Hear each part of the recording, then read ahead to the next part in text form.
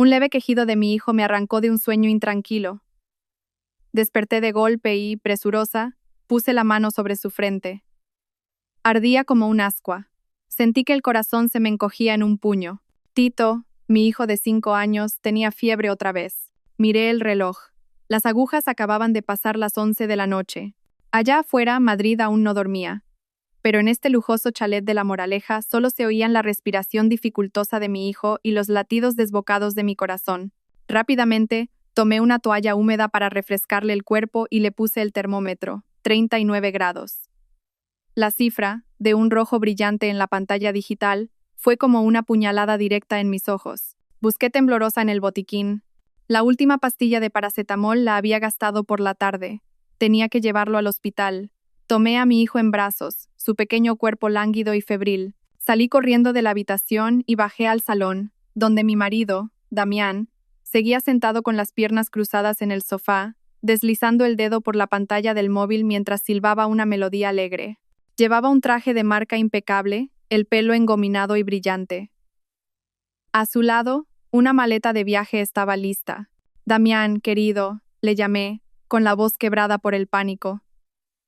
Tito está ardiendo en fiebre. Tenemos que llevarlo a urgencias ya. Damián levantó la cabeza y me lanzó una mirada de fastidio. Frunció el ceño. Ese ceño fruncido tan familiar que aparecía cada vez que interrumpía su bienestar. ¿Ni siquiera eres capaz de cuidar de un solo niño? Si tiene fiebre, dale una medicina. ¿A qué viene tanto drama?, dijo con una voz gélida, desprovista de toda preocupación. Se nos ha acabado, Damián. Tiene muchísima fiebre. Podría convulsionar. Tenemos que irnos ya, supliqué, con las lágrimas a punto de brotar. Damián se levantó, molesto. Pero en lugar de acercarse a nosotros, caminó hacia su maleta. Llama tú a un taxi. Tengo un asunto urgente y no puedo ir. ¿Qué asunto puede ser más urgente que tu propio hijo?, casi grité. ¿No se suponía que mañana nos íbamos de vacaciones a Marbella? ¿Prometiste que nos llevarías a mamá y a mí? Al oír la mención del viaje, el rostro de Damián se tornó aún más cruel. Soltó una risa despectiva, una risa que me revolvió el estómago. ¿Vacaciones? ¿De verdad crees que tú tienes derecho a venir? Mírate, todo el día oliendo a guiso y a fritanga, con esa ropa de mercadillo. Si vienes conmigo solo me dejarás en ridículo. Este viaje es para Zaira y para mí, ¿lo entiendes? Zaira. Ese nombre fue como un martillazo en mi cabeza. Ella, su joven y hermosa amante, con la que llevaba viéndose desde hacía meses. Yo lo sabía todo, pero había apretado los dientes y aguantado, esperando que recapacitara por nuestro hijo. Pero hoy, lo admitía abiertamente, pisoteando sin piedad nuestros 6 años de matrimonio. ¿Qué? ¿Qué estás diciendo? ¿Cómo te atreves?, balbuceé, con un dolor en el pecho que me impedía respirar. Me estás quitando las ganas de todo, espetó Damián, sacando su móvil para marcar un número. Hola, Zaira, cariño. Salgo para allá ahora mismo. Sí, un pequeño contratiempo. Mi inútil de mujer está molestando. Hablaba por teléfono con una dulzura empalagosa, sin prestarme la más mínima atención a mí, que permanecía paralizada con nuestro hijo enfermo en brazos. Colgó y me miró con unos ojos fríos como el hielo. Quédate en casa y no montes un escándalo. Como me entere de que has arruinado este viaje, no respondo de mis actos. Dicho esto, arrastró la maleta hacia la puerta. Como una loca, corrí con mi hijo en brazos y me interpuse delante de su coche. No te vas a ir.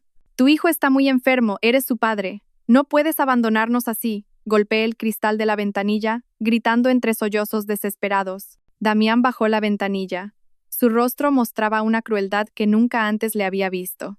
¿Quieres morir? Quítate de en medio. Al ver que no me movía, abrió la puerta bruscamente, me agarró del pelo y me arrastró hacia el interior de la casa. ¡Ah!, grité de dolor. Tito, en mis brazos, también se asustó y rompió a llorar. Sin una pizca de compasión, me arrastró por el salón hacia el viejo trastero del fondo del jardín. Era una estancia húmeda y oscura, usada solo para guardar trastos viejos, donde siempre flotaba un denso olor a moho y a ratones. Me empujó con fuerza al interior junto con mi hijo. Quédate aquí dentro y reflexiona sobre tu comportamiento. Cuando aprendas a comportarte, volveré, dijo, antes de cerrar de un portazo la pesada puerta de madera. El sonido del cerrojo y del candado resonó, seco y gélido. Cada sonido fue como un cuchillo que cortaba mi última esperanza. Damián, abre la puerta, no nos encierres aquí. El niño tiene mucha fiebre, Damián. Golpeé la puerta frenéticamente, gritando hasta quedarme afónica. Pero la única respuesta fue el rugido del motor del coche, que se alejaba hasta desaparecer en la noche. Me derrumbé impotente sobre el frío suelo de cemento, abrazando con fuerza a mi hijo. Tito lloraba desconsoladamente, su cuerpo cada vez más caliente. En la oscuridad absoluta, solo podía oír su respiración agitada y el sonido de mi propio corazón haciéndose añicos. Mi marido, el padre de mi hijo, había tenido la sangre fría de encerrarnos para poder irse de vacaciones con su amante. ¿Existía un infierno más doloroso que este? La oscuridad densa y gélida del trastero nos engulló. El olor a humedad, a ratones y a objetos viejos se me clavaba en la nariz, dificultándome aún más la respiración. Me senté en el suelo helado, abrazando a Tito, intentando transmitirle el poco calor que me quedaba.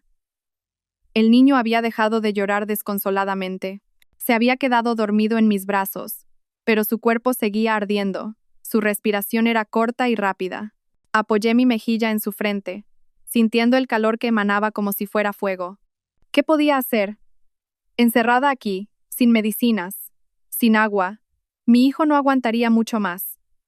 La impotencia y la desesperación me atenazaban el corazón, un dolor que me paralizaba. Miré a mi alrededor, buscando un resquicio de esperanza en la penumbra. La única ventana del trastero, situada en lo alto, estaba tapiada con tablas de madera. La tenue luz de la luna se filtraba por las rendijas, dibujando unas finas líneas de luz en el suelo, insuficientes para distinguir nada con claridad. Solo podía sentir el desorden de cajas de cartón y muebles rotos apilados a nuestro alrededor. Esto era una celda en la que mi propio marido me había encerrado. Me quité mi fina chaqueta, la empapé con las lágrimas que aún quedaban en mis mejillas, y limpié con suavidad la frente y el cuello de mi hijo, esperando bajarle un poco la temperatura. El niño se removió. Sus labios secos se movieron mientras llamaba en su delirio. Papá, papá Damián. Tito te echa de menos. Cada una de sus inocentes palabras era como 1000 agujas clavándose en mi corazón. Mis lágrimas volvieron a brotar, no por autocompasión, sino por el dolor que sentía por mi hijo. Era demasiado pequeño para comprender la crueldad del hombre al que idolatraba. Aún pensaba que su padre era un héroe, el mejor padre del mundo. No sabía que su héroe estaba ahora disfrutando con otra mujer mientras su propio hijo luchaba contra la fiebre en un trastero oscuro. Los recuerdos de tiempos pasados me invadieron, tan vívidos como si fueran de ayer. Recordé el día que conocí a Damián. Él era un joven y talentoso arquitecto, y yo una ingenua estudiante de último año. Apareció en mi vida como un príncipe, con una sonrisa cálida y una mirada tierna. Dijo que amaba mi sencillez y mi bondad. Dijo que no le importaba que yo fuera una huérfana de familia humilde. Prometió protegerme el resto de su vida, y yo le creí en sus dulces promesas. Desafié la oposición de su madre, Beatriz, una mujer que siempre había dado una importancia capital a las clases sociales, para convertirme en su esposa. Pensé que con su amor podría superar cualquier obstáculo. Y ciertamente, los primeros años de nuestro matrimonio fueron felices. Damián era un marido atento. Al volver del trabajo, me ayudaba con las tareas de casa, me masajeaba los hombros, los fines de semana me llevaba de paseo, a comer las tapas que tanto me gustaban. Cuando me quedé embarazada de Tito, lloró de alegría. Me cuidó hasta el más mínimo detalle, sin dejarme hacer ningún esfuerzo. A menudo pegaba la oreja a mi vientre y le hablaba a nuestro hijo. Durante aquellos días me sentí la mujer más feliz del mundo. Pero, ¿cuándo empezó a cambiar todo? ¿Fue después de que la constructora de su familia pasara por dificultades y tuviera que suplicarle ayuda a su madre? ¿O fue cuando apareció Zaira, con su juventud, su encanto y sus palabras almibaradas que le abrieron los ojos? Empezó a llegar tarde a casa. Las cenas en familia se hicieron cada vez más escasas. Dejó de preocuparse por mis sentimientos, reemplazando su cariño por irritación y miradas frías. Empezó a obedecer a su madre ciegamente, dando por sentado todos mis sacrificios y mi paciencia. Se transformó en otra persona, un hombre egoísta, desconocido y cruel. Intenté aferrarme a él, perdonarlo, engañarme a mí misma pensando que solo era la presión del trabajo, que pronto volvería a ser el de antes. Pero me equivoqué. Cuando una persona cambia de corazón, aferrarse es inútil. Mamá, tengo frío. El gemido de Tito me devolvió a la cruda realidad. Lo abracé con más fuerza, usando mi cuerpo para protegerlo del frío del cemento. Su respiración era cada vez más débil. Tito, cariño, no asustes a mamá. Aguanta, mi vida, alguien vendrá a salvarnos, le susurré. Pero ni yo misma sabía en quién confiar, quién vendría. Beatriz, mi suegra, que nunca me había considerado su nuera, probablemente estaría celebrando haberse librado de la espina que tenía clavada. Y mi suegro, Arturo, era un hombre reservado, de pocas palabras. En todos estos años, nunca se había metido en nuestros asuntos, ni me había defendido de la acidez de su esposa. No podía contar con él. Estaba en un callejón sin salida. Miré impotente la puerta de madera. La desesperación me invadió. ¿Íbamos a morir aquí? ¿Solos, en el frío, abandonados por nuestro ser más querido? La idea me hizo estremecer. No, no podía morir, tenía que vivir. Vivir para criar a mi hijo, vivir para hacer que quien nos había causado este dolor pagara por ello. ¿Pero qué podía hacer? Agotada, sin fuerzas, solo podía abrazar a mi hijo y llorar. Lágrimas calientes rodaban por mis mejillas, cayendo sobre el rostro febril de mi pequeño. Justo cuando me sentía más desesperada, cuando toda esperanza parecía haberse extinguido, oí un sonido extraño desde fuera. Cric, cric. Un sonido muy leve, como de metal rozando contra metal, seco y lento. Mi corazón dio un vuelco. ¿Qué era eso? ¿El viento moviendo una rama contra el tejado? ¿Una rata royendo algo? Contuve la respiración, aguzando el oído. Otro sonido, esta vez más claro. Clac. Como si alguien estuviera intentando forzar la cerradura. ¿Sería Damián? ¿Habría vuelto? ¿O un ladrón? Fuera quien fuese, ¿sería nuestra salvación? ¿O solo otra puerta a un infierno aún peor? El seco chasquido del candado resonando en el silencio del trastero me dejó helada. Todos mis pensamientos se detuvieron, dejando solo un miedo primario que me oprimía el pecho. ¿Quién estaba ahí fuera a estas horas de la noche? Mi primer instinto fue retroceder aún más en la oscuridad, aferrando a Tito como una madre animal que protege a su cría. Le tapé la boca con la mano, temiendo que hasta el más leve gemido pudiera ser oído. Mi corazón latía desbocado, tan fuerte que sentía que iba a salírseme por la garganta. Afuera, los ruidos se hicieron más claros y más insistentes. Alguien estaba intentando forzar la cerradura. ¿Habría cambiado de opinión Damián y habría vuelto? No, este sonido no era el de una llave. Era más brusco, como si alguien estuviera usando un objeto metálico para hacer palanca y romper el cerrojo. ¿Un ladrón? La idea me hizo temblar. Si entraba y nos encontraba, ¿nos haría daño para silenciarnos? ¿O sería gente de Damián? Quizás temía que yo montara un escándalo y había enviado a alguien a darme una lección. Mil teorías aterradoras se arremolinaban en mi mente. Sentía que estaba al borde de la locura. Crack. Un fuerte estruendo. La gruesa puerta de madera fue derribada por una fuerza brutal desde el exterior. La luz amarillenta del pasillo se coló dentro, proyectando la sombra de un hombre alto y corpulento en el umbral. Contuve el aliento, con los ojos fijos en aquella silueta, mientras mi mano agarraba instintivamente un trozo de madera podrida a mi lado, lista para una lucha inútil. La figura entró, caminando de forma algo torpe y apresurada.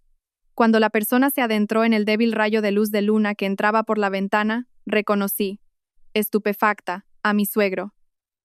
Arturo. Apenas podía creer lo que veía.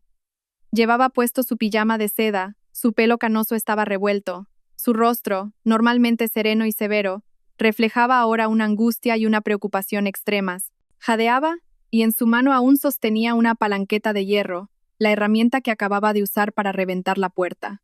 Leocadia, Leo, hija, ¿estás bien?, me llamó, con la voz temblorosa y ronca, despojada de su habitual solemnidad.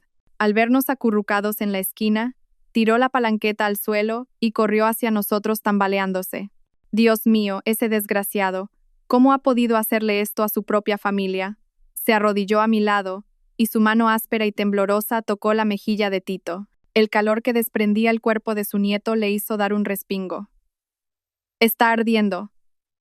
Tenemos que llevarlo al hospital ya. Fue entonces cuando reaccioné. El miedo fue reemplazado por la sorpresa y un atisbo de esperanza. Papá Arturo. Rompí a llorar desconsoladamente. Lágrimas de humillación, de miedo, y también de una tardía gratitud. ¿Cómo sabía que estábamos aquí? No respondió de inmediato. Se quitó rápidamente su chaqueta, envolvió a Tito con ella y lo levantó en brazos. Ahora no hables. Vámonos. Hay que salvar a mi nieto primero, ordenó, con su voz recuperando su firmeza habitual. Me levanté a toda prisa, con las piernas entumecidas, y lo seguí tambaleándome fuera del trastero. Al llegar al salón, las luces seguían encendidas. La maleta de Damián ya no estaba. Sobre la mesita de centro, 2 copas de vino a medio beber seguían allí, con una mancha de carmín rojo brillante de Zaira en el borde de una de ellas, como una burla cruel. Arturo ni siquiera las miró, corrió directamente al garaje, colocó a Tito en el asiento trasero y me urgió a subir. «Rápido, hija». El coche de lujo, que normalmente solo usaba para eventos importantes, salió disparado en la noche como una bestia herida. Yo iba en el asiento del copiloto, mirando hacia atrás, al cuerpo inconsciente de Tito, con el corazón encogido. «Papá, Damián», empecé vacilante. «Se ha ido», me interrumpió Arturo, con la voz fría como el acero. Sus manos apretaban el volante con tanta fuerza que los nudillos se le habían puesto blancos. «Se ha ido con esa zorra. Lo he visto todo». Resultó que esa noche padecía de insomnio. Salió al balcón a tomar el aire y vio por casualidad el coche de Damián marcharse. Pero en el asiento del copiloto no estábamos ni mi hijo ni yo, sino Zaira. Con un mal presentimiento, bajó a buscarnos. Vio nuestro dormitorio vacío y llamó a Damián, pero su teléfono estaba apagado. Buscó por toda la casa y, finalmente, al pasar cerca del trastero, oyó mis sollozos débiles. «Soy un inútil. He sido demasiado tolerante con él», dijo apretando los dientes, su voz llena de remordimiento. «Pensé que solo era una aventura pasajera, que recapacitaría. Nunca imaginé que pudiera ser tan inhumano». Permanecí en silencio, mientras las lágrimas volvían a rodar por mis mejillas. Así que él lo sabía todo. Sabía de la infidelidad de Damián, sabía lo que yo estaba soportando, pero había elegido callar. Quizás su silencio también fue un cuchillo invisible que contribuyó a empujarme al infierno de hoy. El coche volaba por las calles desiertas. Las farolas iluminaban su rostro envejecido, revelando las profundas arrugas marcadas por el dolor y el tormento. El hospital estaba a solo unas calles. Me volví para mirar a mi hijo. Seguía inconsciente, su respiración cada vez más débil. «Aguanta, mi amor, ya casi llegamos», susurré. Justo en ese momento sonó el teléfono de Arturo. Era un número desconocido. Frunció el ceño y activó el altavoz. «Dígame», contestó. Una voz de hombre, desconocida y alarmada, resonó en el coche. «Disculpe, ¿es usted familiar del propietario del vehículo con matrícula 51X?» Mi corazón dio un vuelco. Era la matrícula del coche de Damián. «Sí, soy su padre». «¿Qué ocurre?», respondió Arturo con voz tensa. «Su hijo acaba de sufrir un accidente en la autovía 4. La situación es muy crítica». Mis oídos zumbaron. Todo se volvió negro a mi alrededor. «¿Damián? ¿Un accidente? Justo ahora, justo cuando acababa de abandonarnos cruelmente para irse con su amante». Un fugaz sentimiento de justicia perversa cruzó mi mente, pero fue inmediatamente reemplazado por una profunda confusión. A pesar de odiarlo hasta la médula, nunca le había deseado la muerte. Era el padre de mi hijo. El teléfono se le cayó de las manos a Arturo. El coche dio un volantazo peligroso. «Papá», y grité, agarrando el volante. Arturo estaba en shock, con la mirada perdida en el frente, murmurando: «El karma, es el karma». El coche se detuvo bruscamente frente a la entrada del hospital. Pero ahora, en mi cabeza, no solo estaba la preocupación por mi hijo, sino también un torbellino de pensamientos sin salida. Mi cruel marido se debatía entre la vida y la muerte, y mi suegro, que acababa de rescatarme de un infierno, parecía hundirse en otro infierno propio. La noche aún parecía demasiado larga. La puerta de urgencias se cerró, separándome del mundo de mi hijo. Me quedé clavada en el frío pasillo del hospital, con la mente en blanco. El olor penetrante a desinfectante, el chirrido de las ruedas de las camillas, las voces apresuradas de las enfermeras, todo se mezclaba en un caos sonoro y distante. Ya no oía nada, en mis oídos solo resonaban la respiración débil y entrecortada de Tito y el grito silencioso de mi pecho. Mi hijo, mi vida, estaba ahí dentro, luchando contra la muerte, y yo solo podía quedarme aquí, impotente. Una mano delgada se posó en mi hombro. Me giré. Era mi suegro. El rostro de Arturo estaba ahora grisáceo, sus ojos enrojecidos y perdidos. «Leocadia, Damián», comenzó con voz ronca. «Él también está en urgencias, en el box de al lado». Seguí la dirección que señalaba su mano. No muy lejos, la luz de otro box de urgencias también estaba encendida. Sabía que allí dentro estaba Damián, el hombre que cruelmente nos había empujado hacia la muerte. Una extraña sensación me recorrió. No era preocupación, ni tampoco satisfacción, sino un vacío aterrador. Todos mis sentimientos por ese hombre parecían haber muerto aquella noche en el trastero. Ahora en mi mente solo había sitio para Tito. Ve a ver cómo está, dijo Arturo, con voz cansada. Negué con la cabeza, sin apartar la vista de la puerta donde estaba mi hijo. Me quedo aquí, esperando a Tito. Mi respuesta fue breve pero firme. Arturo me miró, sorprendido.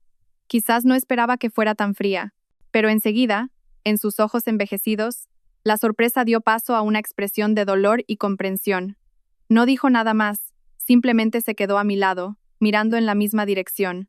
Dos personas, una joven y otra mayor, esperando por dos vidas, pero con mundos completamente distintos en sus corazones. El tiempo pasaba lento y pesado como el plomo. Cada segundo era una tortura. Caminaba de un lado a otro frente a la puerta, con las manos entrelazadas, rezando. Rezaba a Dios, a los santos, a cualquier fuerza divina que pudiera escuchar mi súplica. Por favor, salven a mi hijo. Es tan pequeño, es inocente, que cualquier castigo, cualquier karma, caiga solo sobre mí. Arturo se desplomó en una silla de la sala de espera, ocultando el rostro entre sus manos. Su espalda, normalmente recta, ahora parecía encorvada. Sabía que él sufría incluso más que yo. Por un lado, su nieto en estado crítico. Por otro, su único hijo también entre la vida y la muerte.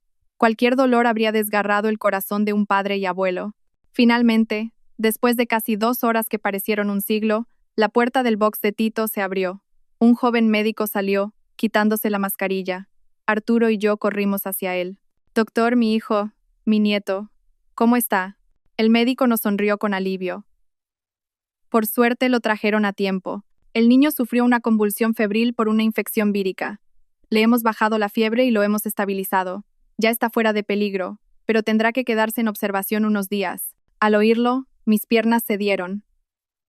Me derrumbé, llorando de felicidad. Mi hijo estaba a salvo, gracias a Dios. Arturo también suspiró aliviado y me ayudó a levantarme. Bien, gracias doctor, muchas gracias. Trasladaron a Tito a una habitación en pediatría.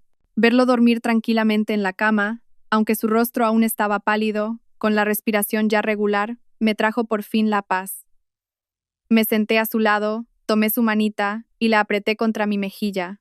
Mientras él estuviera aquí, cualquier otra tormenta me parecía insignificante. Arturo permaneció en la puerta un rato, mirándonos, y luego se fue en silencio. Al poco tiempo regresó con una llave y un pequeño trozo de papel en la mano. Me los entregó. Leocadia, toma esto. Lo miré desconcertada. ¿Qué es, papá? La llave de la caja fuerte de mi despacho. La combinación es la fecha de nacimiento de Tito, dijo con voz grave y extrañamente resuelta. Dentro están los sellos de la empresa, las escrituras de todas las propiedades y varias libretas de ahorro. A partir de ahora, tú las custodiarás. Me quedé tan atónita que casi se me cae la llave. Papá, ¿qué dice? ¿Por qué me da todo esto? Arturo me miró directamente a los ojos. Su mirada ya no estaba perdida, sino llena de una determinación férrea. He sido demasiado débil. He callado demasiado tiempo, permitiendo que sufrieras. El precio que hemos pagado hoy es demasiado alto. Damián, viva o muera, ya no tiene derecho a dirigir esta familia, y en cuanto a tu suegra, el dinero y los caprichos la han cegado. Apretó mi mano que sostenía la llave. Leo, sé que eres una buena chica, fuerte y justa. No puedo confiar en nadie más. A partir de ahora, tú tomarás todas las decisiones en esta casa. Usa esto para protegerte y para criar a Tito como es debido. No dejes que nadie vuelva a intimidarte, ni siquiera tu suegra. Sus palabras, su confianza, me hicieron llorar de nuevo. Mi suegro, a quien siempre había considerado estricto y distante, era quien lo había visto todo y ahora me entregaba una espada y un escudo para defenderme. Sostuve la llave, sintiendo su peso, no solo el del metal, sino el de la responsabilidad, el de un nuevo futuro que se abría ante mí. Justo en ese momento, una enfermera del área de urgencias donde estaba Damián vino corriendo. Señor, el doctor quiere hablar urgentemente con la familia del paciente Damián Torres. Arturo se sobresaltó y se levantó de un salto. Por instinto, intenté seguirlo, pero la enfermera añadió algo que nos dejó helados a los dos. Además, la esposa del paciente acaba de llegar y está montando un escándalo ahí fuera, exigiendo ver a su marido. ¿La esposa del paciente? ¿Yo estaba aquí? ¿Acaso se refería a Zaira? ¿Se atrevía a venir aquí presentándose como la esposa de Damián? Las palabras de la enfermera fueron como un rayo que nos dejó paralizados a Arturo y a mí. ¿La esposa del paciente? Yo era la esposa legal de Damián Torres, la mujer que había compartido con él 6 años de matrimonio, la madre de su hijo. ¿Quién era entonces la mujer que estaba montando un escándalo ahí fuera? Tenía que ser Zaira. Su descaro superaba cualquier límite que pudiera haber imaginado. No solo me había robado a mi marido, sino que ahora pretendía robarme mi identidad en este mismo lugar. El rostro de Arturo se ensombreció. Sin decir palabras, se dio la vuelta y caminó con paso rápido y decidido hacia el box de Damián. Corrí tras él, con una llama de indignación ardiendo en mi interior. Quería verlo. Quería presenciar con mis propios ojos la verdadera cara de la mujer que había destrozado mi familia. El pasillo que conducía al box de Damián era un caos. Desde lejos, ya oía los gritos agudos y familiares. ¿No saben quién soy? Soy la mujer de Damián. Mi marido está ahí dentro, ¿por qué no me dejan pasar? Si le pasa algo, ¿quién asumirá la responsabilidad? En medio de un pequeño grupo de enfermeras y guardias de seguridad que intentaban calmarla, allí estaba Zaira, vestida de forma despampanante, como si fuera a una fiesta. Llevaba un vestido rojo ceñido, maquillaje recargado y unos tacones de aguja altísimos. No parecía en absoluto una esposa preocupada por su marido, sino más bien una reina inspeccionando su territorio y enfadada porque sus súbditos no la obedecían. «Basta ya». La voz de Arturo resonó, firme y potente, acallando los gritos de Zaira. Todos se giraron sorprendidos. Al ver a Arturo, el rostro de Zaira mostró un atisbo de desconcierto, pero rápidamente recuperó su descaro. Corrió hacia él y se echó en sus brazos, comenzando su actuación de lágrimas de cocodrilo. «Papá, has llegado. Mira cómo me tratan, no me dejan ver a Damián. Está ahí dentro, no sé si vive o muere, estoy tan preocupada». Lloriqueaba de forma lastimera, señalando al personal del hospital como si ella fuera la víctima. La gente de alrededor, que no sabía nada, empezó a cuchichear, mirándonos con compasión. Arturo, con frialdad, la apartó de su lado. Su mirada no contenía ni una pizca de afecto, solo desprecio y asco. «¿Con qué derecho me llamas tú a mi papá?» La pregunta dejó a Zaira helada. La sonrisa falsa se congeló en sus labios. «Papá, ¿qué dices? Yo soy la mujer de Damián». «¿Mujer?» Arturo soltó una risa amarga y escalofriante. «Su esposa legal, la madre de mi nieto, está aquí mismo. Tú no eres más que una zorra, una intrusa que ha venido a destrozar la felicidad de una familia. No tienes ningún derecho a estar aquí». Dicho esto, se giró hacia mí con una mirada más suave. Me tomó de la mano y la levantó ante todos. «Esta es mi nuera, la única esposa que la familia Torres reconoce». El inesperado giro de los acontecimientos dejó a todos boquiabiertos. Zaira, por su parte, se puso pálida y luego roja, sin saber qué decir. No se esperaba que el hombre al que había estado intentando ganarse, su futuro suegro, la desenmascarara de forma tan humillante en público. En ese momento, la puerta del box se abrió. Un médico de mayor edad salió, con el rostro cansado. «¿Quién es la familia del paciente Damián Torres?» Arturo y yo nos acercamos rápidamente. «Somos nosotros. Doctor, ¿cómo está mi hijo?» El médico nos miró, negó con la cabeza y suspiró. «Hemos hecho todo lo posible». El paciente sufrió un traumatismo cráneoencefálico muy grave por el impacto. De momento, hemos conseguido estabilizarlo y salvarle la vida, pero hizo una pausa, como buscando las palabras menos hirientes. «Pero el cerebro ha sufrido un daño severo. Lo más probable es que no vuelva a despertar. Tendrá que vivir en estado vegetativo». «Estado vegetativo», esas dos palabras fueron como un martillazo en mi cabeza. Aunque ya no lo amaba, saber que el hombre con el que había compartido mi vida pasaría el resto de sus días como un cuerpo sin alma, me produjo una profunda amargura. Pero quien se derrumbó por completo fue Zaira. «No, es imposible», gritó, con una voz aguda y enloquecida. «Damián no puede acabar así. Me prometió que se casaría conmigo, que me daría una vida de lujos. Mienten, todos ustedes me están engañando». Se abalanzó hacia el box, pero los guardias de seguridad la detuvieron. La codicia y la desesperación la habían convertido en una fiera sin control. «¡Suéltenme! Damián, mi dinero, mi chalet, mis coches», gritaba y pataleaba. Sus palabras en medio de la locura lo revelaron todo. La gente a su alrededor entendió al instante. La miraban con desprecio. Resulta que no estaba aquí por la vida de Damián, sino por la fortuna que él le había prometido. Arturo hizo una señal a los guardias. «Sáquenla de aquí. No dejen que su suciedad contamine este lugar». Zaira fue arrastrada por dos guardias corpulentos, sin dejar de maldecir y gritar. Su despampanante figura roja desapareció por el pasillo, dejando tras de sí un silencio pesado y una tragedia que acababa de concluir su primer acto. Me quedé allí, observándola, sin sentir satisfacción, solo una tristeza difusa. La codicia humana es aterradora. Puede convertir a una joven hermosa en un demonio dispuesto a pisotear la vida y la moral. Mi suegra, Beatriz, llegó al hospital poco después. Alguien debió de avisarla.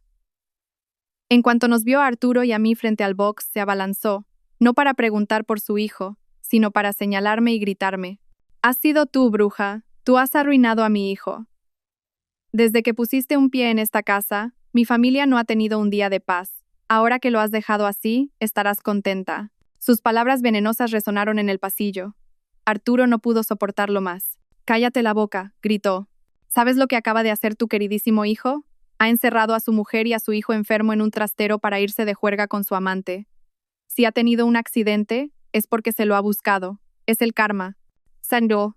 Beatriz se quedó de piedra ante la furia de su marido, pero luego replicó con la cabeza bien alta. «La defiendes a ella, siempre defendiendo a esa pueblerina. ¿Qué clase de brujería te ha hecho?» Arturo, temblando de ira, levantó la mano para abofetearla. Me interpuse rápidamente. «Papá, por favor, basta. Estamos en un hospital». Supe entonces que una nueva guerra acababa de comenzar en mi familia. Una guerra entre la justicia y la humanidad por un lado, y la ceguera y el egoísmo cruel por el otro. Y yo, de víctima, había sido empujada al centro de esa batalla. Los días siguientes, el hospital se convirtió en mi segundo hogar. Mi vida se dividió en dos. Una mitad en la planta de pediatría cuidando a Tito, y la otra corriendo a la UCI para ver cómo estaba Damián. Tito ya no tenía fiebre y había recuperado su risa y su alegría. Sin embargo, el trauma de aquella noche parecía seguir persiguiéndole. A veces, se despertaba llorando y gritando, llamando a su padre con miedo. Cada vez que eso ocurría, mi corazón se partía. Solo podía abrazarlo y susurrarle palabras de consuelo, sabiendo que la cicatriz en su alma infantil tardaría mucho en sanar. En cuanto a Damián, seguía allí, inmóvil e inconsciente. Las máquinas a su alrededor emitían un pitido monótono y frío, la única prueba de que todavía existía en este mundo. Los médicos decían que no había mejoría, que su cerebro no mostraba ninguna reacción. Realmente se había convertido en un vegetal, una sombra de sí mismo. Iba a visitarlo, no por amor ni por obligación. El amor había muerto, y la obligación se había desvanecido después de lo que hizo. Iba quizás por un último resquicio de humanidad, porque después de todo, era el padre de mi hijo. Me quedaba allí, mirando al hombre que una vez fue mi mundo, con el corazón vacío, sin amor ni odio, solo una extrañeza dolorosa.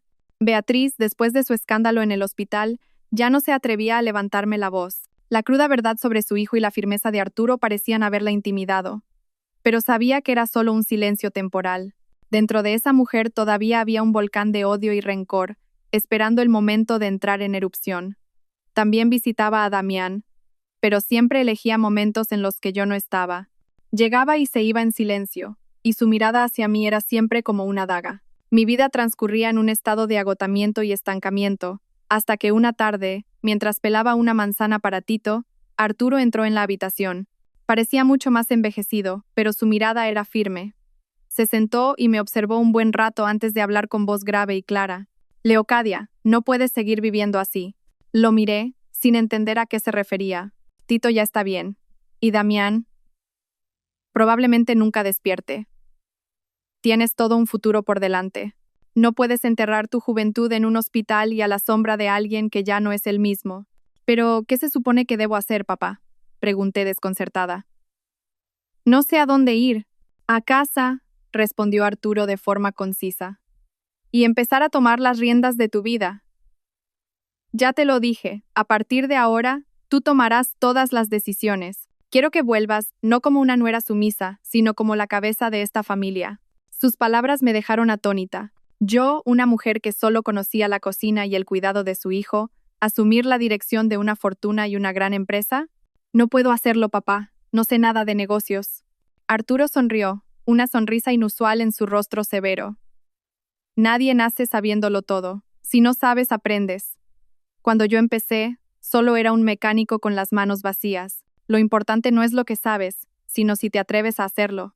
Me miró fijamente, y su mirada me transmitió una fuerza invisible. «Leo, Eres inteligente, paciente y, lo más importante, tienes un corazón noble. Esas son cosas que el dinero no puede comprar y que ni Damián ni su madre tendrán jamás. Confío en ti. Hazlo por ti misma y por el futuro de Tito. Ese día salí del hospital con mi hijo y regresé al chalet al que pensé que nunca querría volver. Pero esta vez, mi actitud era completamente diferente.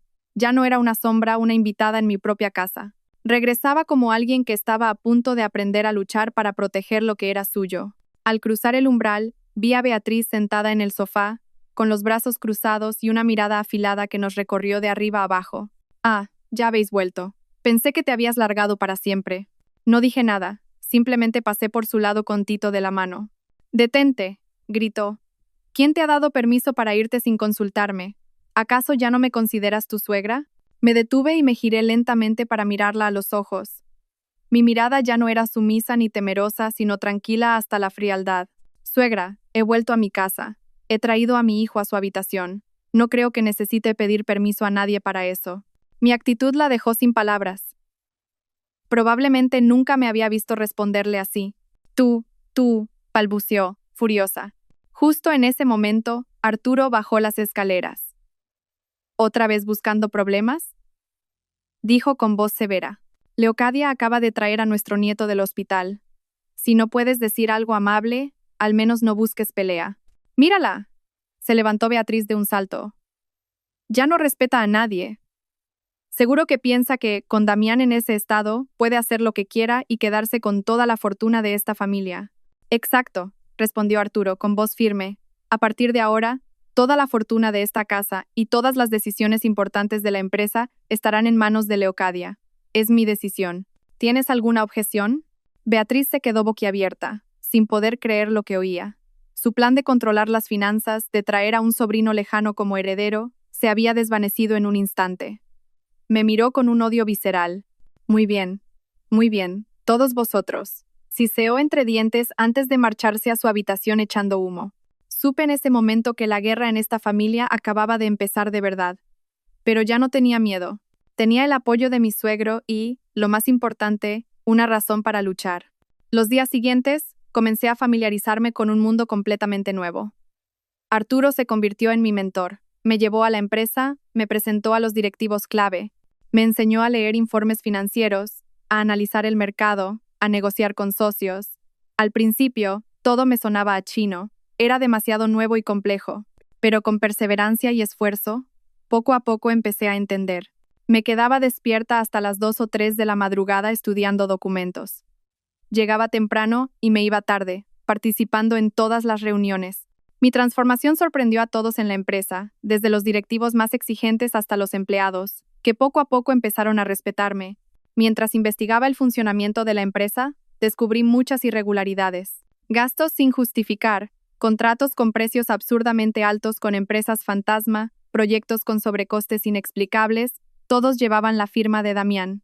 Parecía que no solo era un marido infiel, sino también alguien que había estado aprovechándose de su posición para desfalcar la empresa durante años. Un presentimiento me dijo que Zaira no era la única mujer en la vida de Damián, y que aquel fatídico viaje a Marbella probablemente era algo más que unas simples vacaciones. Cuanto más me sumergía en los papeles de la empresa, más se me helaba la sangre. El mundo de los negocios que Damián y su familia habían construido no era tan brillante y transparente como parecía. Era una red enmarañada de relaciones turbias, cifras manipuladas y enormes sumas de dinero que se habían esfumado. Cada firma de Damián en aquellos documentos era una burla a mi ingenuidad de todos estos años. Yo, que pensaba que era un marido brillante y dedicado a su carrera, descubría que su brillantez la usaba para robar el sudor y el esfuerzo de su propio padre. Arturo, después de cederme el poder, pareció quitarse un gran peso de encima. No intervenía directamente, sino que actuaba como mi consejero y paciente mentor. Cada noche, después de que Tito se durmiera, nos sentábamos en el despacho rodeados de montañas de expedientes. Me enseñaba a identificar un contrato fraudulento, a seguir el rastro del dinero, a leer entre líneas en las cifras que mienten.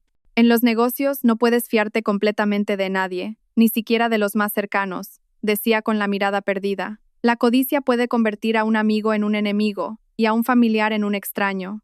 Sus palabras eran un amargo resumen de la tragedia de su propia familia. Decidí empezar por los gastos más grandes e inusuales. Mi atención se centró en una serie de transferencias mensuales a una empresa con un nombre rimbombante, Paraíso Esmeralda SL, en concepto de honorarios de consultoría de proyectos. Cada transferencia ascendía a cientos de miles de euros. Lo extraño es que esta empresa nunca había aparecido en nuestra lista de socios oficiales. Le pregunté a Arturo, pero él también negó con la cabeza. Nunca había oído ese nombre. ¿Una consultora fantasma? ¿O el canal que usaba Damián para blanquear dinero? Tenía que investigarlo. Le pedí ayuda a Rubén, un joven y brillante director comercial, leal a Arturo. Era uno de los pocos en la empresa que no pertenecía al círculo de Beatriz o Damián. En cuanto le expuse la situación, aceptó sin dudar. No se preocupe, Leocadia, déjemelo a mí. Llevo mucho tiempo viendo cosas raras, pero no tenía la oportunidad de decir nada. 2 días después, Rubén me trajo un dossier. La información que contenía me dejó de piedra. La empresa Paraíso Esmeralda existía, pero no era una consultora de construcción. Era una empresa de diseño de interiores y muebles de lujo. Y la representante legal, la dueña, no era otra que Zaira. Se me heló la sangre. Así que era eso. Damián había usado la tapadera de los honorarios de consultoría para sacar dinero de la empresa y dárselo a su amante. No solo le daba dinero para sus caprichos, sino que le había montado una empresa entera. Su amor por ella no era una simple aventura, pero eso no era todo. Rubén había encontrado algo aún más revelador. Leocadia, mire esto, dijo, señalando una dirección en el registro mercantil de Paraíso Esmeralda. ¿Le suena esta dirección? Entrecerré los ojos. Era la dirección de un apartamento de lujo en el barrio de Salamanca. Me quedé paralizada. Era el mismo apartamento que Damián me había dicho que había comprado como inversión. Para alquilarlo. Resulta que el futuro del que hablaba era su futuro con Zaira. Habían construido su nido de amor delante de mis narices, con el dinero de mi familia.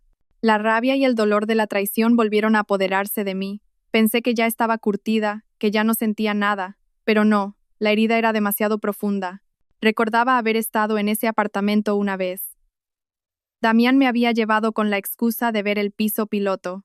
Todavía recordaba el lujo, la modernidad y sus palabras al oído: algún día te compraré una casa aún más bonita que esta. Todo era una mentira, una farsa perfecta. Leocadia, también he encontrado esto. La voz de Rubén me devolvió a la realidad. Me entregó un pendrive. Es la grabación de la cámara de seguridad del pasillo del edificio. Me costó bastante conseguirla. Con manos temblorosas, conecté el pendrive al ordenador. Apareció un vídeo. Era la grabación de la tarde del accidente de Damián. En ella, Damián y Zaira salían del ascensor, cogidos de la mano, riendo. Damián llevaba la maleta que yo le había preparado. No iban a Marbella. Su destino era ese apartamento. Iban a empezar allí sus vacaciones románticas. Avancé el video. Unas 2 horas después, solo Damián salió del apartamento. Parecía tener prisa, hablando por teléfono con alguien, con cara de tensión. Se subió al coche y se fue. Probablemente fue entonces cuando recibió una llamada de trabajo urgente y salió disparado hacia la autovía, donde tuvo el fatal accidente. Así que el viaje a Marbella era solo una mentira para engañarme. Su verdadero paraíso estaba mucho más cerca. Apagué el ordenador con la cabeza dándome vueltas. Estas pruebas eran más que suficientes para desenmascarar a Damián y a Zaira, pero no quería detenerme ahí. Alguien capaz de montar una farsa tan elaborada durante años no podía ser culpable solo de desfalco y adulterio. Tenía el fuerte presentimiento de que el accidente de Damián no fue una casualidad, y que los proyectos que él supervisaba ocultaban algo mucho más terrible.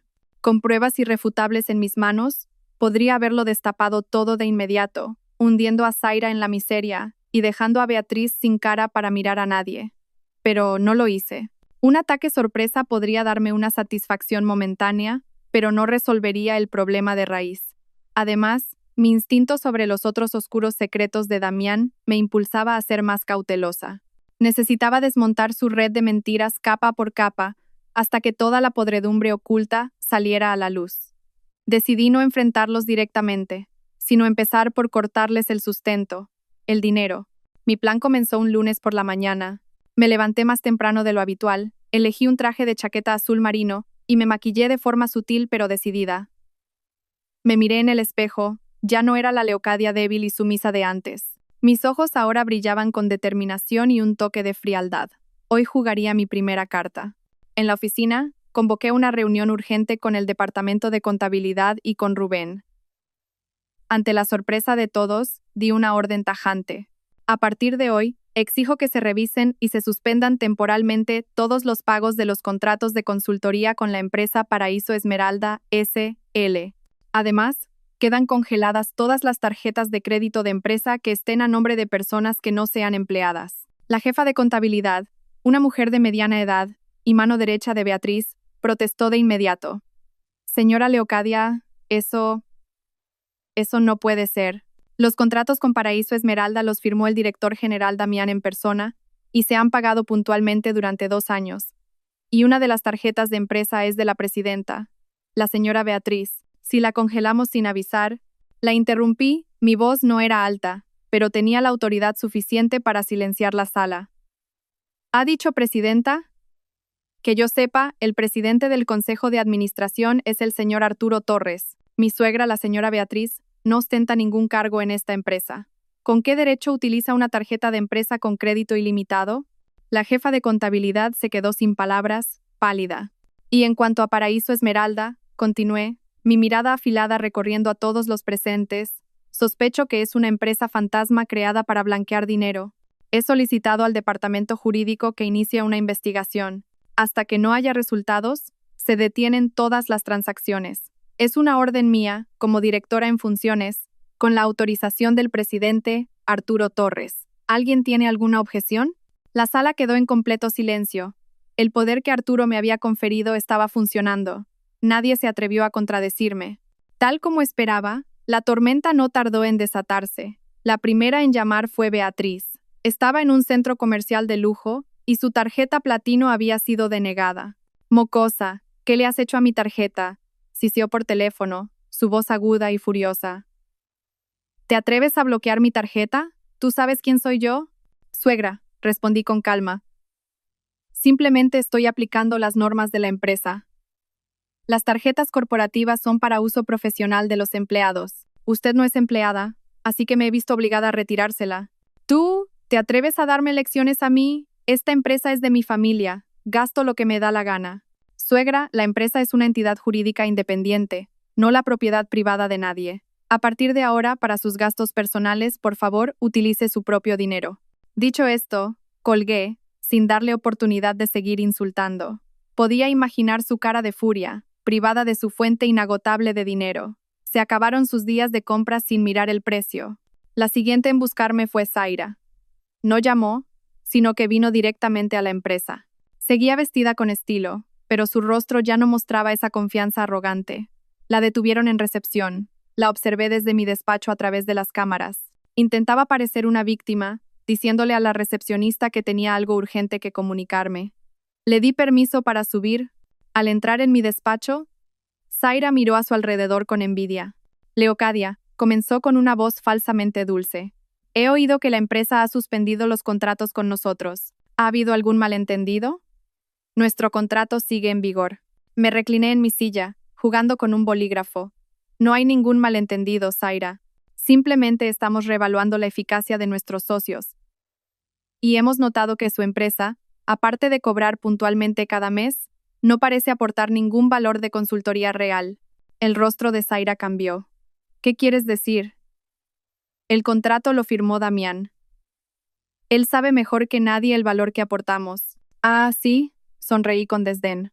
Entonces, ¿te importaría mostrarme los informes de trabajo, las actas de recepción o cualquier producto de consultoría que tu empresa haya realizado para nosotros en los últimos 2 años? Zaira se quedó sin respuesta.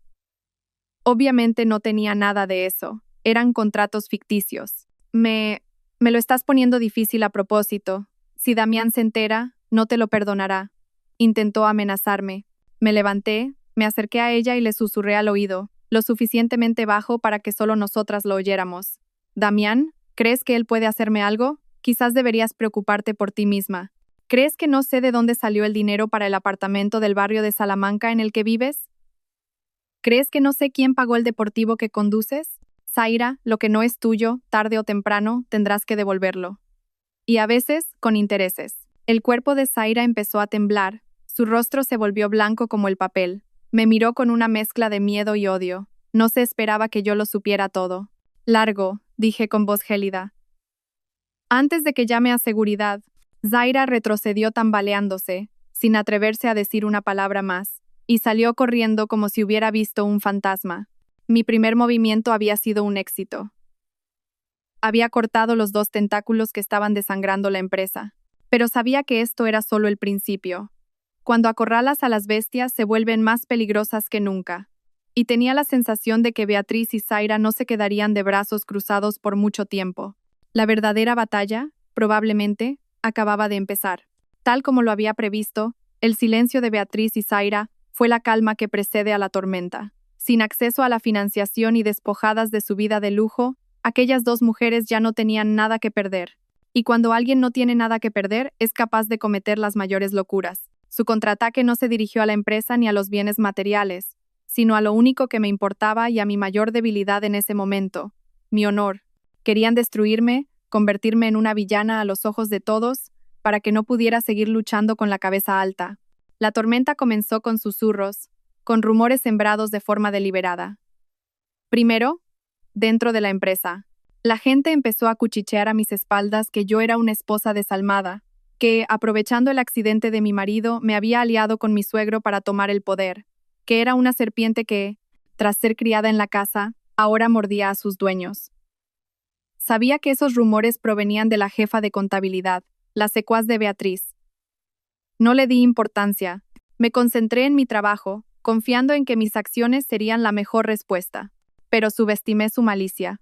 Cuando los rumores internos no fueron suficientes para derribarme, decidieron sacar la historia a la luz pública, convirtiéndola en un melodrama para ganarse la lástima de la gente. Una mañana, al llegar a la oficina, Rubén entró corriendo en mi despacho, pálido como un muerto. «Leocadia, ha pasado algo. Tienes que ver esto». Puso sobre mi mesa una revista del Corazón. En la portada, un titular sensacionalista me golpeó en la cara. La verdad tras la tragedia de la esposa del millonario.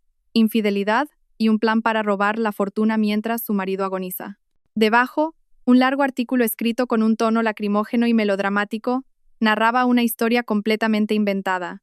Decía que Damián y yo éramos un matrimonio feliz hasta que yo le fui infiel con otro hombre, insinuando que era Rubén. Según la historia, cuando Damián lo descubrió, condujo destrozado y sin rumbo, lo que provocó el accidente. El artículo también me acusaba de no visitar a mi marido en el hospital, de conspirar con mi suegro para apoderarme de la empresa, de echar a mi suegra de casa y de cortarle todos los recursos. Junto al texto, había fotos seleccionadas con malicia. Una foto mía y de Rubén trabajando hasta tarde en la oficina, con el pie de foto. Amantes clandestinos a espaldas del marido postrado. Una foto de Beatriz llorando a las puertas del chalet, del día que vino a montar un escándalo, con el texto, anciana madre expulsada de su hogar por su nuera. Y la más repugnante, una foto de Damián en la cama del hospital, tomada a escondidas, con la leyenda, el desdichado marido, abandonado en su peor momento. La sangre me hirvió. No podía creer que fueran tan rastreras. No solo distorsionaban la verdad, sino que usaban la imagen trágica de su propio hijo y marido para difamarme. Leocadia, esto se está extendiendo muy rápido, dijo Rubén, preocupado. En las redes sociales no paran de compartirlo. En los foros, en los grupos, todos hablan de ti. Te llaman, vaciló. ¿Qué? Dilo. Te llaman la viuda negra, la arpía más cruel del año. Cerré los ojos y respiré hondo para contener la ira. Sabía que era un ataque mediático bien planeado. Querían destruirme usando la presión de la opinión pública. Mi teléfono empezó a sonar sin parar. Socios, inversores, incluso viejos amigos llamaban para preguntar. El correo de la empresa se llenó de mensajes de crítica. Las acciones que empezaban a recuperarse volvieron a caer. ¿Qué hacemos, Leocadia? ¿Convocamos una rueda de prensa para desmentirlo?, preguntó Rubén, ansioso. Negué con la cabeza. No. Cuanto más desmintamos, más creerán que ocultamos algo. Si hacemos esto más grande, caeremos en su trampa. Quieren que perdamos el control, así que... ¿vamos a dejar que nos calumnien así sin más? Claro que no. Abrí los ojos, mi mirada fría y decidida. Si quieren jugar a este juego, jugaré con ellos, pero no con sus reglas. Rubén, ayúdame a investigar qué periodista ha escrito esto y qué medio lo publicó primero. Quiero saber quién está detrás de ellos. Sabía que para apagar un incendio lo mejor no es echar agua a las llamas, sino cortar el suministro de oxígeno. Beatriz y Zaira eran solo marionetas. Tenía que haber alguien más inteligente y malvado moviendo los hilos, alguien que supiera cómo manipular a los medios y a la opinión pública. Zaira tenía contactos en el mundo del espectáculo. Quizás había recurrido a alguien poderoso. Esta ya no era una simple lucha familiar. Se había convertido en una guerra mediática. Una guerra en la que el más mínimo error podría costármelo todo. Pero no tenía miedo. Me habían subestimado. Pensaban que una mujer acostumbrada a la cocina se derrumbaría ante el juicio público. No sabían que hasta el gusano más pisoteado se revuelve. Y una mujer acorralada, luchando por su honor y por su hijo, puede ser más temible que cualquier tormenta. La tormenta mediática fue más feroz de lo que había imaginado. Mi nombre estaba en boca de todos, desde la prensa sensacionalista hasta los foros de Internet. Crearon memes crueles con mi imagen. Inventaron todo tipo de historias sobre mi pasado, convirtiéndome de una huérfana digna de lástima en una revista calculadora que lo había planeado todo para quedarse con el dinero. La presión de la opinión pública es un arma invisible pero devastadora. Los empleados de la empresa empezaron a mirarme con recelo y distancia. Algunos socios dudaron y pospusieron la firma de nuevos contratos. El barco que intentaba reflotar corría el riesgo de hundirse de nuevo. Pero quien más sufrió, no fui yo. Una tarde, al recoger a Tito del colegio, no corrió a abrazarme como siempre. Salió cabizbajo, con los ojos enrojecidos. «Tito, ¿qué pasa? ¿Alguien te ha hecho algo?» Me arrodillé, preocupada. No respondió, solo negó con la cabeza y escondió el rostro en mi regazo, rompiendo a llorar. Lo abracé con el corazón roto. Sabía por qué lloraba. Esos rumores maliciosos no solo me atacaban a mí, sino que también clavaban sus dagas venenosas en el alma inocente de mi hijo. Esa noche, llamé a Arturo y se lo conté todo. Su voz al otro lado del teléfono era grave, llena de ira, pero tranquila. «Lo sé, el abogado de la empresa me ha informado esta mañana. No te preocupes, son solo las artimañas de gente miserable. Tú céntrate en tu trabajo, yo me encargo de lo demás». «Pero papá, Tito...» Se me quebró la voz. «Lo entiendo. Tráelo a casa de los abuelos unos días. Aquí estará cuidado y nadie lo molestará. Y tú, tienes que ser más fuerte. Ahora es cuando debes demostrar tu valía». Sus palabras me calmaron.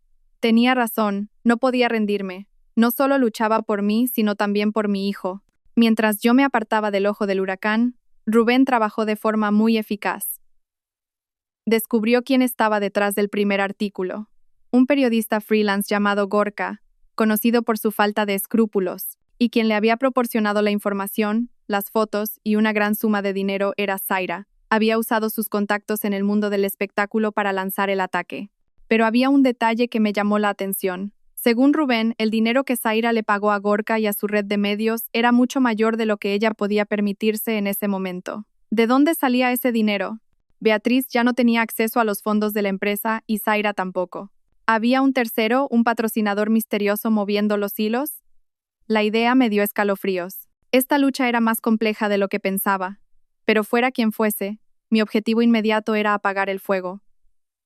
Y la única forma era hacer que quienes lo habían avivado lo apagaran ellos mismos. Decidí no dar ruedas de prensa ni entrar en polémicas. Iba a montar mi propio escenario e invitarlos a todos a representar el acto final.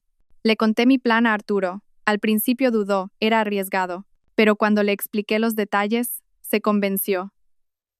«De acuerdo, haz lo que creas conveniente. Yo me encargaré de los preparativos». Mi plan era simple: organizar una reunión familiar ampliada con la excusa de resolver los conflictos por el futuro de Tito. Los invitados no serían solo Beatriz y Zaira, sino también los ancianos de la familia Torres, las personas con más autoridad. Y, casualmente, filtraría la información de la reunión a Gorka. Sabía que no dejaría pasar la oportunidad de conseguir una exclusiva. El escenario estaba listo, el guión escrito. Solo faltaba que los actores principales cayeran en la trampa perfecta que les había tendido. La reunión se fijó para una tarde de fin de semana en la casa solariega de la familia Torres, una imponente finca en la Sierra de Madrid. El lugar era simbólico, representaba el poder y el honor del linaje. Y hoy, sería testigo de la caída de quienes, en nombre de ese honor, habían cometido las mayores bajezas. Llegué temprano con Arturo. No llevaba un traje de chaqueta, sino un sencillo vestido de lino blanco. Quería proyectar la imagen de una nuera y una madre, no la de una ejecutiva implacable. Beatriz y Zaira llegaron juntas. Beatriz seguía fingiendo ser una víctima, con los ojos enrojecidos. Zaira llevaba un vestido negro elegante, pero no podía ocultar una mirada triunfante. Probablemente pensaba que yo me había rendido y había recurrido al juicio de la familia. Los patriarcas del clan fueron llegando.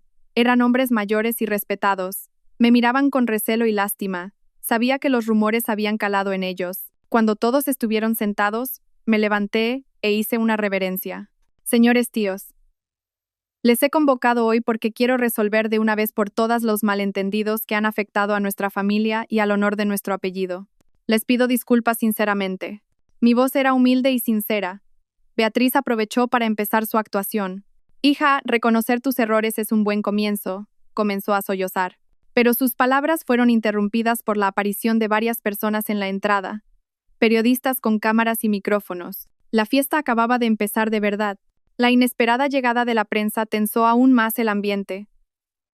Los ancianos de la familia fruncieron el ceño, molestos. Beatriz y Zaira intercambiaron una mirada cómplice y victoriosa. Creían que eran sus refuerzos, enviados para convertirme en la acusada de un juicio público.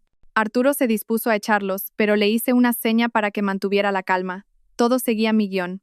Disculpen, dije, fingiendo nerviosismo. Alguien debe de haber filtrado la reunión, pero bueno, ya que están aquí, creo que es mejor. Con la prensa como testigo, todo será más transparente. Yo no tengo nada que ocultar. Al oírme, la arrogancia en los rostros de Beatriz y Zaira creció.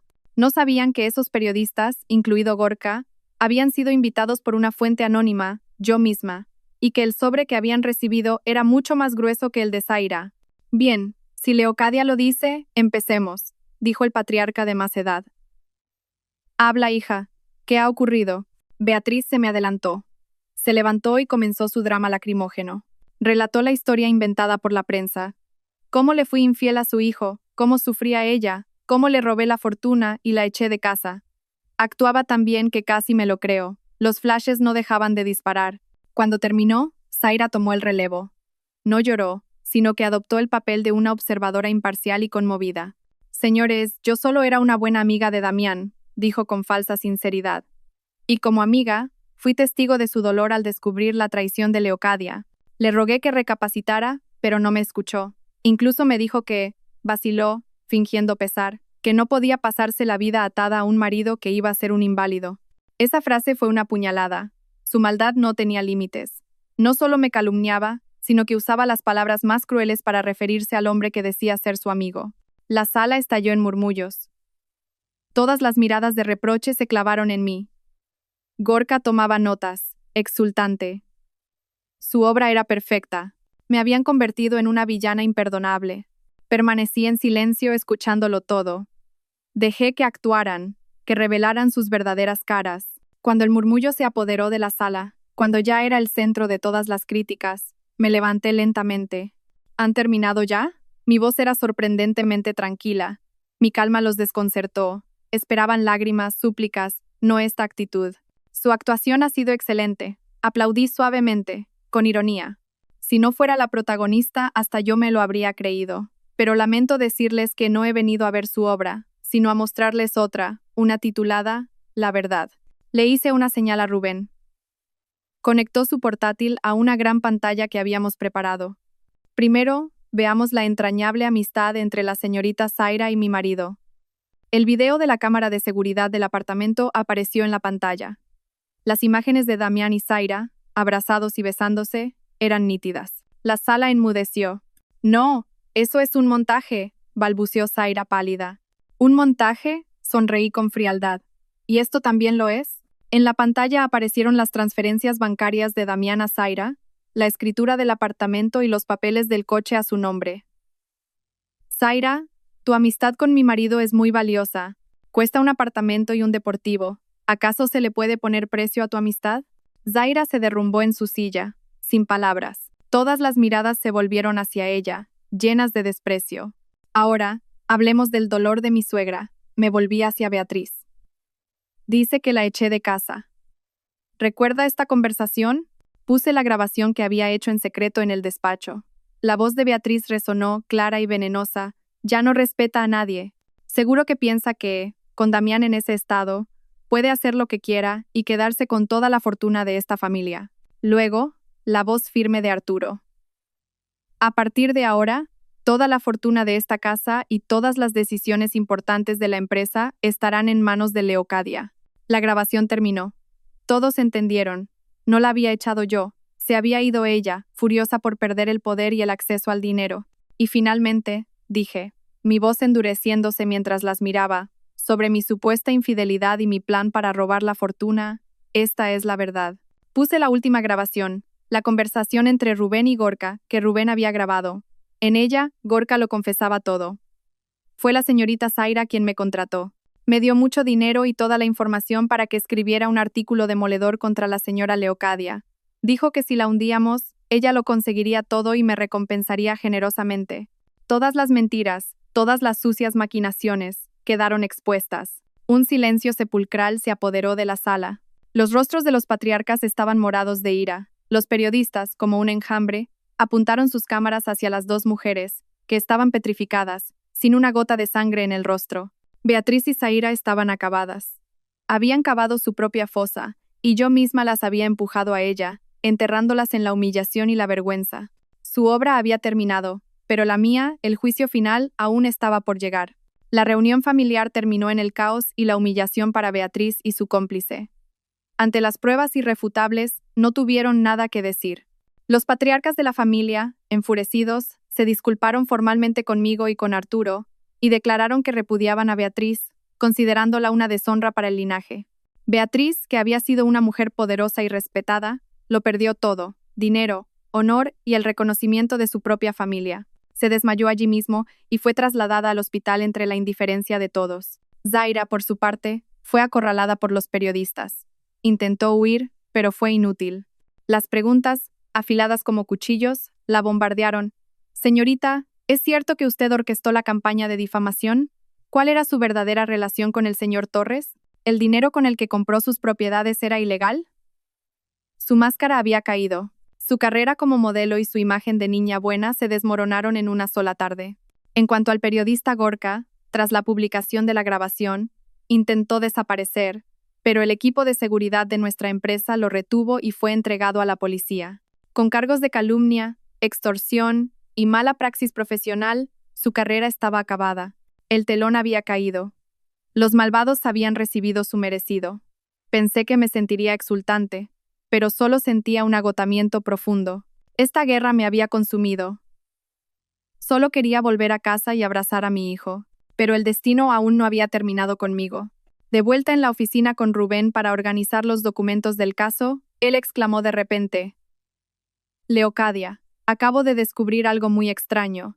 Señaló la pantalla, que mostraba los movimientos bancarios de Zaira. Además del dinero de Damián, recibió una transferencia enorme, de 5 millones de euros, de una empresa llamada Inversiones Oro Sol S.A. Fruncí el ceño. Nunca había oído ese nombre. «Lo he comprobado», dijo Rubén, pensativo. «Es una promotora inmobiliaria nueva pero muy potente. Lo curioso es que su representante legal no es un desconocido. Se llama Ramiro Torres, es el primo lejano de Damián que fue despedido hace 3 años por robar material de obra». Ramiro. Recordaba vagamente a un tipo de aspecto rudo y mirada astuta. ¿Cómo podía alguien así dirigir una empresa tan grande? Y he encontrado algo más. Rubén abrió otro archivo. Era un mapa con los proyectos de Inversiones Oro Sol. Mi vista se detuvo en uno: Residencial de Lujo Vallesol. Rubén, amplía la ubicación de ese proyecto. Cuando el mapa se amplió, mi corazón se detuvo. Estaba situado en la misma zona de la costa de Marbella, a la que Damián supuestamente nos iba a llevar de vacaciones. Todo encajó de forma escalofriante. El viaje a Marbella no era una simple escapada con su amante, Ramiro, Inversiones Orosol, los 5 millones a Zaira, todo estaba conectado. Y el accidente de Damián ocurrió en la autovía que llevaba a Marbella. ¿Era una coincidencia? Rubén, investiga todo lo que puedas sobre esa empresa y sobre Ramiro. Quiero saber de dónde sacan el dinero y si sus proyectos son turbios. Y sobre todo, averigua dónde estaba Ramiro el día del accidente de Damián.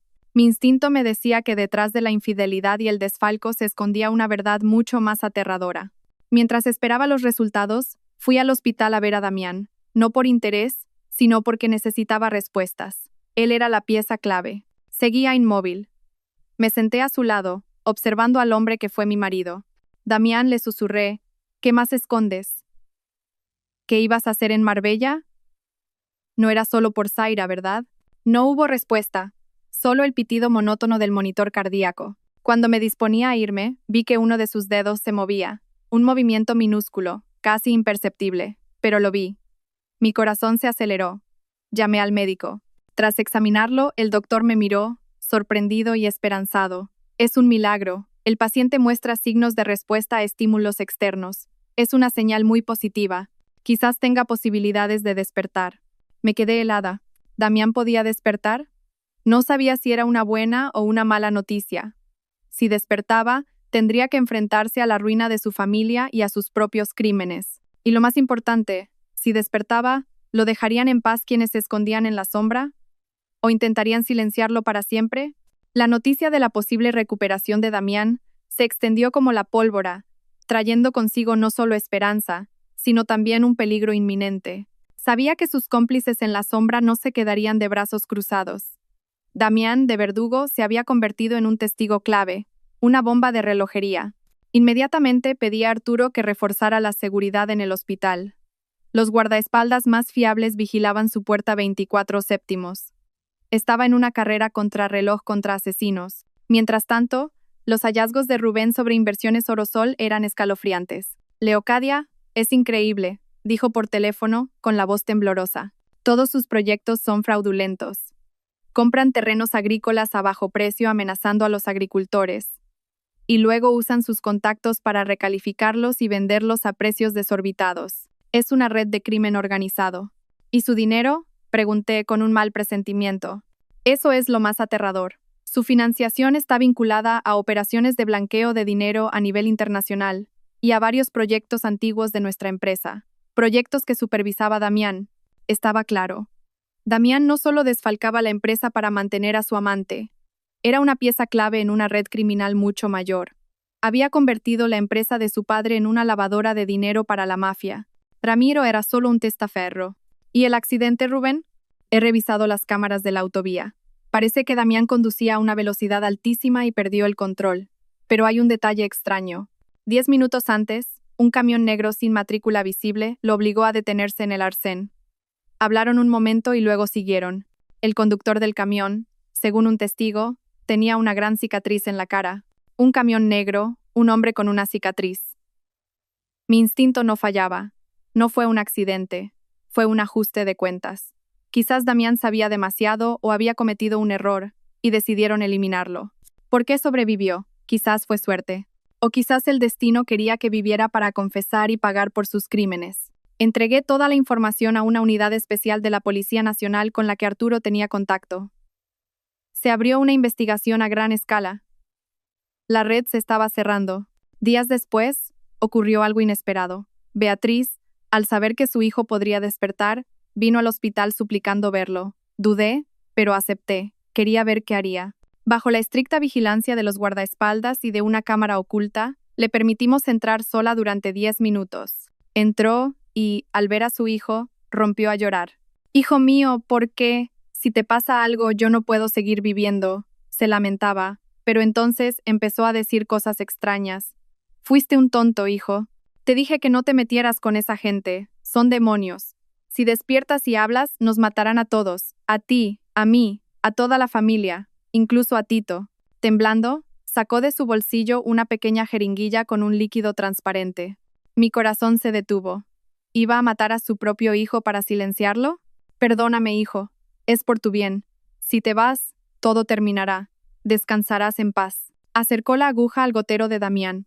Alto, la puerta se abrió de golpe y entramos la policía y yo. Beatriz se sobresaltó, dejando caer la jeringuilla. ¿Qué le iba a hacer a su hijo?, grité. Se derrumbó en el suelo, llorando. No tenía otra opción. Me amenazaron. Dijeron que si Damián hablaba, nos matarían a todos. A Tito también. No tenía elección. Su confesión me dejó atónita.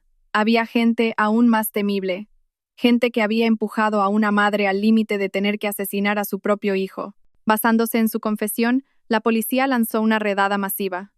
Ramiro, el hombre de la cicatriz y docenas de miembros de la banda cayeron. Pero el verdadero cerebro, el líder, se había esfumado sin dejar rastro. La guerra aún no había terminado. La caída de la banda de Inversiones Orosol fue un terremoto.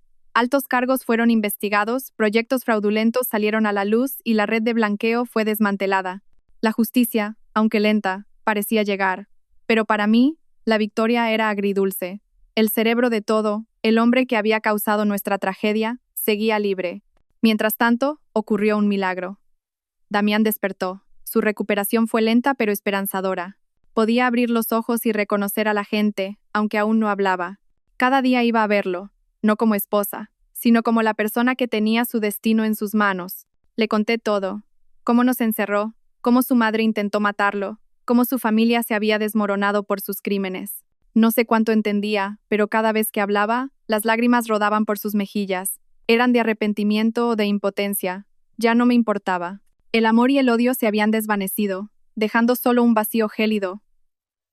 Lo único que necesitaba de él era una confesión sobre el jefe final. La policía lo intentó varias veces, pero él solo podía emitir sonidos ahogados, sus ojos llenos de un terror absoluto cada vez que se mencionaba al líder. Su nombre era un tabú, un miedo peor que la muerte. Beatriz, tras su intento de asesinato, confesó todo lo que sabía, aunque era poco. Solo sabía que un pez gordo estaba detrás de Damián, alguien con un poder inmenso. Fue puesta en arresto domiciliario. Cada día iba al hospital y miraba a su hijo desde lejos, una sombra silenciosa consumida por el remordimiento. Zaira, al caer la red, intentó huir del país, pero fue detenida en el aeropuerto. Con pruebas abrumadoras de su complicidad en el blanqueo de dinero y la estafa, recibió una sentencia ejemplar. Mi vida recuperó una calma tensa. Cada día me enfrentaba a una elección. Damián ya no era una amenaza, solo un inválido. Podía divorciarme, dejarlo a su suerte. Sería una dulce venganza. Pero entonces veía a Tito. Mi hijo pedía ver a su padre, se sentaba a su lado, le contaba sus cosas del colegio, le cogía la mano. Papá, ponte bueno pronto para jugar al fútbol conmigo. Sus palabras inocentes me partían el alma. Por muy mal marido y criminal que fuera, seguía siendo su padre. ¿Sería demasiado cruel arrebatárselo? Me encontraba en una encrucijada, la venganza y una nueva vida, o el perdón y una pesada carga por el bien de mi hijo. Arturo me dejó decidir. Leo, haz lo que te dicte el corazón, te apoyaré en lo que sea. Una tarde, mientras le pelaba una manzana a Damián por costumbre, de repente, habló. Una voz débil, ronca, pero clara. Leo. Me quedé helada. Me miraba, sus ojos más lúcidos. Lo siento. Le costó un mundo pronunciar esas dos palabras. Sus lágrimas volvieron a caer. Lo miré, con un torbellino de emociones.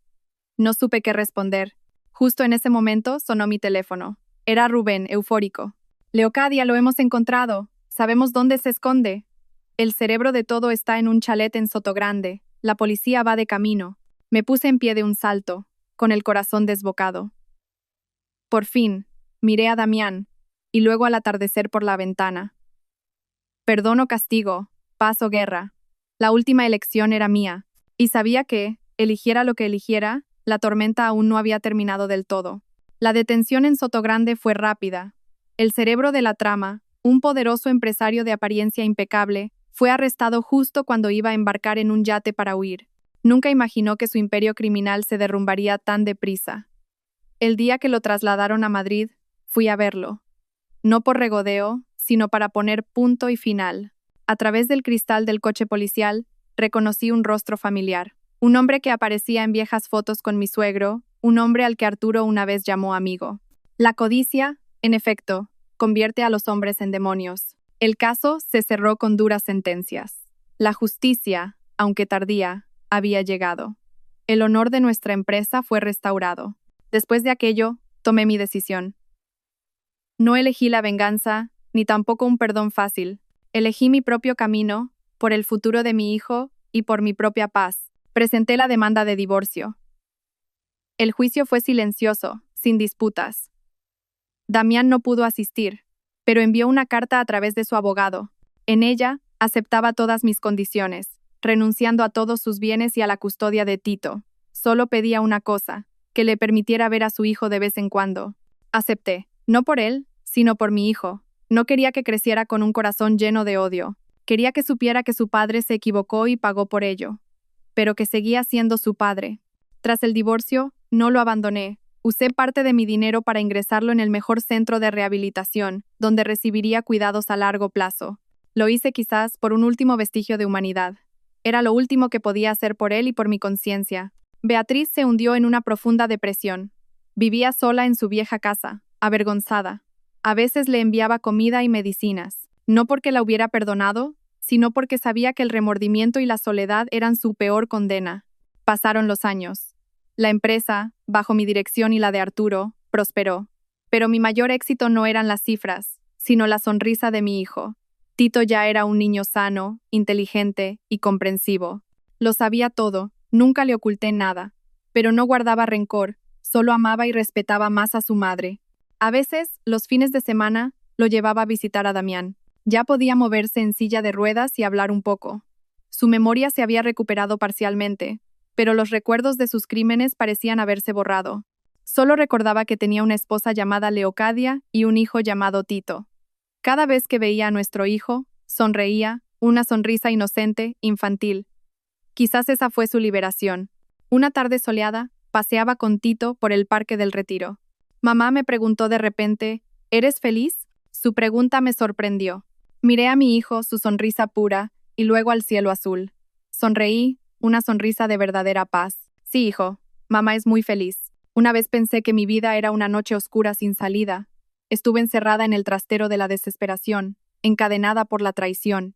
Pero en esa misma oscuridad, encontré la luz del amor de un padre, de la compasión y de mi propia fuerza interior.